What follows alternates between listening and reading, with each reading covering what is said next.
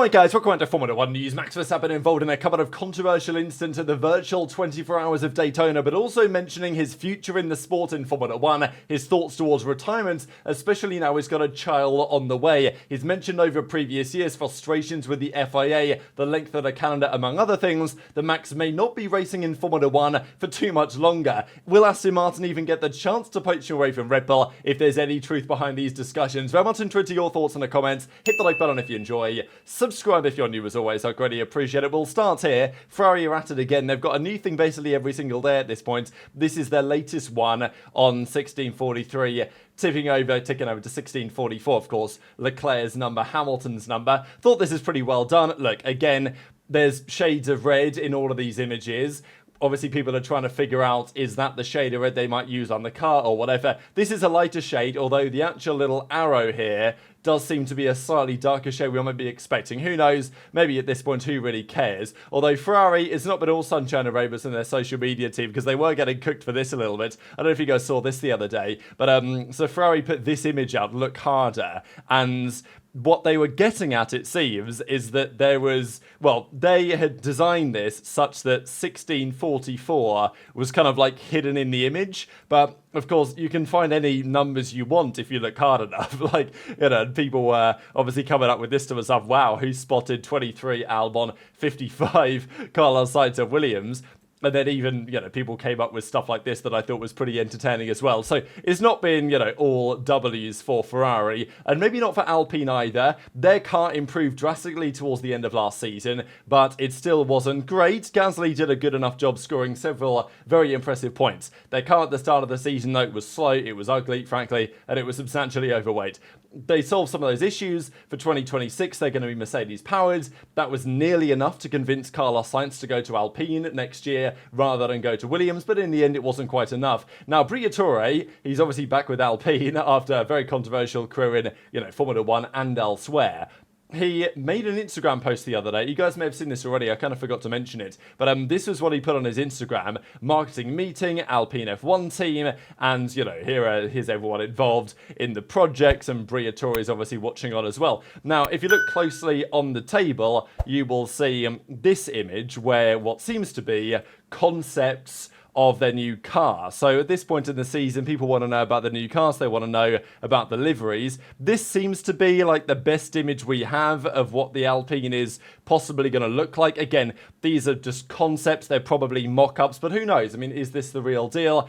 It's clearly a Formula 1 car, there's clearly a rear wing, there's clearly a cockpit, there's clearly a front wing, and it's clearly pink, blue, and pink. That's how it looks to me anyway. So, yeah, it's been interesting because Alpine have switched it up on the colours a lot over the last few years. Sometimes they've gone pink, mainly it's been some sort of blue. Seems like they might go for a hybrid approach this year, and actually even this image on the right-hand side, which seems to be another angle of the car, potentially, that looks like it's got the same kind of livery on it. So we'll see. It might just be an idea. We know that many of the teams nowadays have been trying to drop weight by reducing the paint job on the car. That could be a similar thing that they're trying to do again. Maybe it won't look quite this good when things actually decide to finally hit the track. Just to go through these as well, we looked at the driver numbers the other day. I did mention a couple of these. Bortoletto's number 5, formerly Vettel, but I didn't go through all of the former driver numbers. So at least in recent times, Hadjar's taken over the number 6. I really remember the number 6, of course, being Rosberg's number, but yeah, Latifi used that number at times as well. Jack Doohan has taken over number 7, previously used by Kimi Räikkönen.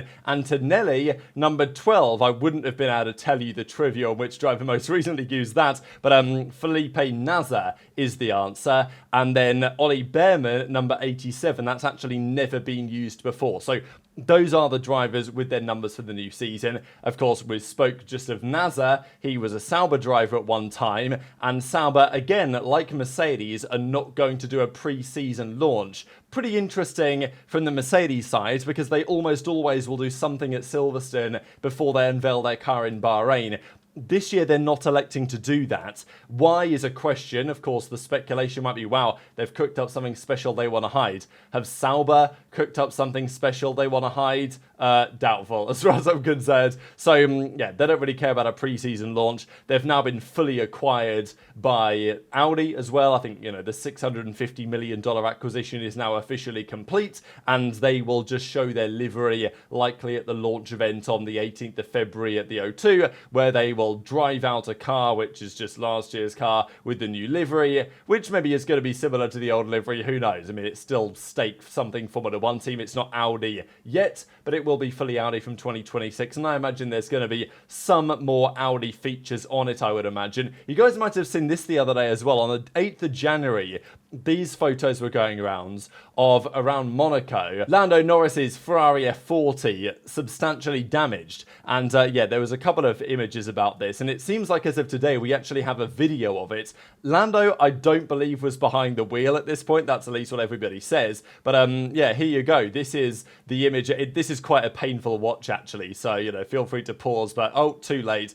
He's in the wall, and then you can see the damage after that. So yeah, I think this was, I don't know if Lando lent it out to a friend or something, but yeah, everyone watching on was like, oh my god, I cannot believe this. So anyway, that's what caused the damage. If you guys saw those images floating around on social media the other day, and this guy behind the wheel was like, oh well. Pretty impressive to spin it there, to be fair. Maybe it was Mohammed Ben Sulayem behind the wheel, if you guys have seen that clip. But let's talk about Max, because obviously Verstappen's been again a big talking point of the last few days. He's a real driver to watch in that dynamic going into the new season, because the state of Red Bull is massively important to the future of Max Verstappen. He spent his entire career at the team. It's pretty rare that a driver with this much history and success and pedigree will spend his entire career at one team. I would expect Max at some point will go somewhere else. It may be Mercedes, it may be Aston Martin. They're the team that's probably going to try the hardest to get him. But of course, if Red Bull is still delivering the cars that are good enough for Max to win titles, he's not necessarily going to leave. But if they deliver him an RB20 from the latter half of last season, even Max is not going to be able to win the title, at least easily, in that type of scenario, and would find things, more appealing maybe elsewhere, and might get paid more money elsewhere. That's the bottom line, with the rumours about what Aston Martin are potentially trying to cough up to pay to get him into the team, in addition to Adrian Newey, in addition to the Honda engines, and all these other conversations. And Max has been very clear that he will not be in Formula One forever. Of course, he's now won 4 world titles. He did mention he wants to get the 5th, and, because Vettel won 4, so why not try and get 5? And then, as and when he may win 5, it's like, well, Fangio won 5, I want to get 6, and then at that point you're talking about trying to break Hamilton and Schumacher's record at some point. That may happen, that may not happen, but Verstappen's mindset may be somewhat different now, given his circumstances in life. Of course, famously, when Fernando Alonso overtook Michael Schumacher around the outside of 1:30 hour at Suzuka, after the Grand Prix, he was asked, like, wow, that was a seriously ballsy overtake. And he said, well, all I know is that when I went for that move, Michael has 2 kids back at home, and Michael pulled out. So it's not to say that, when you've got a kid, you become slower. But, there obviously is a talking point in Formula One that to really put your life on the line as you may need to in certain moments, if you've got a child, maybe that changes the feeling to some degree. And I think even Jos Verstappen was responding to the idea that Max would lose 0.3 of a second because, he's got a kid on the way. Now, he's also got a dog as well. So, it just feels a little bit like Max is having a transition in his stage of life. He's now won his 4th world title. He's equaled what Vettel achieved at Red Bull. Now, he's got a dog, which I don't think he previously wanted to do because he wouldn't be able to spend enough time with it. But, maybe circumstances have changed to some degree. And obviously he's got, a child on the way as well with his, girlfriend Kelly Piquet. So there's a lot happening in Verstappen's life. And he's obviously going to try and win the title again. And at the end of the day, I do think that Max puts the helmet on and he's still Max Verstappen. But there are some questions about his future right now. He was also asking and answering loads of questions on his future, his past and everything. He was asked, like, what would you say to your younger self? And he says, no, you've got to make mistakes. You've got to learn the hard way sometimes. So I wanted to share a couple of clips you guys here in a second. But he was also racing in the 24 Hours of Daytona. And there's been a talk about this because with all the context that I said on, well, is Max going to be the driver that he used to be going forwards? I don't really have much doubt on that, but of course people were discussing it because it's the Daytona 24 hours in real life over the last couple of days, and it's also they did it in in the virtual world as well. So Max Verstappen's team, the Redline team, they were leading by a comfortable margin here, and Max decides while he's overtaking a GT3 car. Now, as you guys can tell, this is a virtual race. Max, we know that he likes to do a lot of sim racing, so he was doing this current stint. His team was leading, and at this moment, you guys can see the puddles.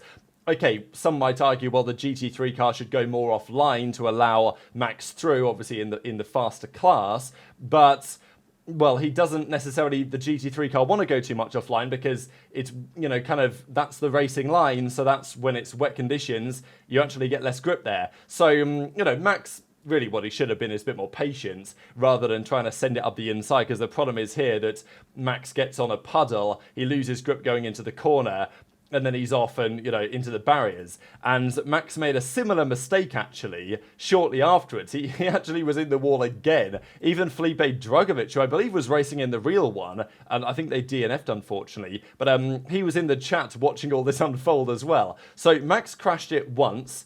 He then crashed it again. I think this is the other clip. I think this is actually a different corner, but it's actually a very similar instance here. So he overtakes a slower car, and at this point they were a little bit further down the field after the incident before.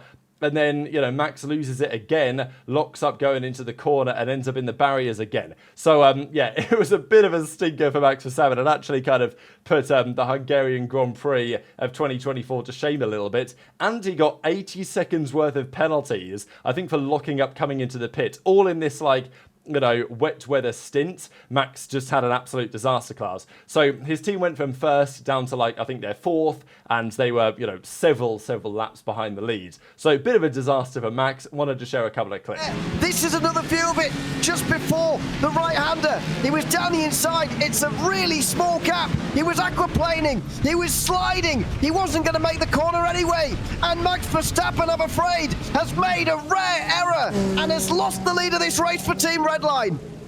This is a big moment. This is going to swap around, of course, with Nicholas Boat, as that is going to swap around in just 10 seconds' time. The number 50 Ferrari will be back in the lead of this.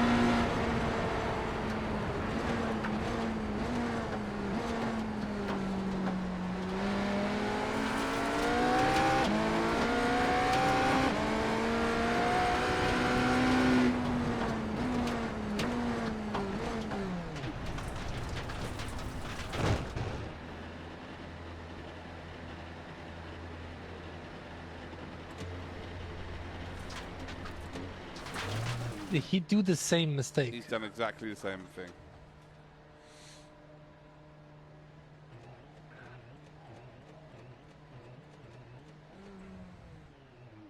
That wheel is not surviving. Owen, thank you for the tier one. When you finish the race, you're like, oh, that one's going to be replayed back. Like, people are always going to remember that race. It's probably something for later as well, right? When I stop driving to look back at and oh, sorry. to look back at and enjoy it for sure. So for some, this will add fuel to the fire of, Max he's washed up, right? This is his last season where he's going to be able to deliver great things. I'm not sure that's true. I mean, look, we all watched the Brazilian Grand Prix not that many, a couple of months ago at this point. But he also was talking about, well, when my career is over, it'd be nice to go back and watch some of those Grand Prix. And people are like, what do you mean your career is over? Because it was a big discussion when Max and Kelly confirmed they were having a kid. That, is Max going to retire? What are the next steps here, especially with everything that he said about Red Bull and everything else? Even Max has commented on this back in December and said, no, I've got a contract until 28. That's going to be the target. It's hard to know what happens in 29, so we'll see. So, just a general feeling that Max's contract obviously finishes in 2028 with Red Bull. It is absolutely plausible he may leave the team before then to go elsewhere. I think Max driving for a different team in 2027 is actually quite likely. Max driving for a different team in 2026 is also possible, depending how Red Bull go this year, and if Max and his team have confidence that Red Bull can deliver in the new era, because If they don't, if Jos doesn't, even if Helmut Marko doesn't, Max will probably go and take his chances at Mercedes or take his chances at Aston Martin. And certainly if Red Bull don't start 2026 well, Max I think will very quickly be out the door to a team that is looking good for 2027. That would be the way that I would look at it anyway. But obviously with all these factors in play, it is plausible that Max is seriously questioning whether he actually wants to drive for another team again. I think, look, if Max retires from F1, he will go and drive in other things, he will do other series, he'll win Le Mans probably, and, you know, whatever. And then he'll likely come back at some point and, you know, return to F1 again. I think that's plausible because he's still so young, relatively in F1 terms, that he could leave, do other things for a few years, and then come back at some point. And obviously, a team would get him, regardless of the circumstances. That's plausible. But I do think that Max, with everything going on, especially because the Dutch Grand Prix is gone. I mean, you know, I know this was talked about, found a couple of tweets here from December, because Max did previously say that he wanted to retire before he had kids. Maybe that saga has now changed.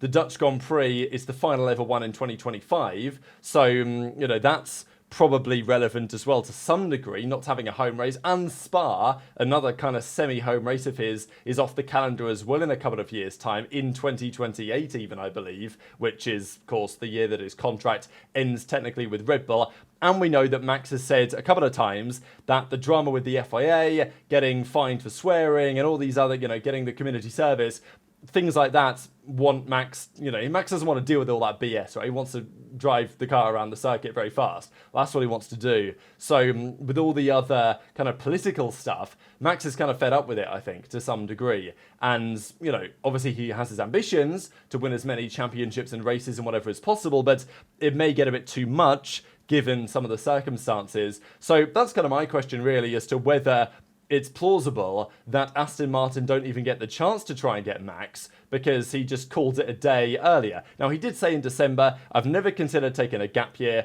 The baby's in good hands. I'll focus on the racing and then you go back to your family. That's how it goes. So, you know, he's denied the idea that because of this, he's going to retire, but he does still keep talking about it. But we also know that if Max Verstappen gets offered £1 billion or something over whatever period of years to go and drive for Aston Martin, kind of difficult to turn that one down. Assuming that Aston Martin have a, you know, competitive proposition in 2026, which maybe they will with Newey over there at the helm. So, few interesting pieces of discussion today, and tweet your thoughts in the comment section below. What do you think the chances actually are of Max saying, you know what, I'm done with this, at least for the time being, over the next couple of years? Because if every weekend was like Hungary 2024, when, you know, he's fighting with the team, he's fighting with himself, he's fighting the car, and also, you know, with the FIA and other things behind the scenes, I don't think Max would really want to put up with that for much longer, especially because, you know, he's building a family as well at the same time. So, tweet your thoughts on all of this stuff in the comment section below. Just one final Max stat of the day. In the last couple of years, there have been a few drivers that have had a very rare Q1 exit. Charles Leclerc's had one, Sainz has had one, Russell's had two in the last 3 years since 2022. Norris, Alonso, Hamilton, Piastri, Perez, you know, obviously in the conversation as well with not that many. Max has had zero. Never been eliminated in Q1. There's been a couple of Q2 ones, famously, and the thing is for Max that the Q2 eliminations are pretty famous, such as, of course, Brazil this year, Singapore last year. They happen very rarely, so they're notable when they do. But very much enjoyed your thoughts in the comments. Hit the like button if you enjoyed. Subscribe if you're new. Take care, and I'll see you next time.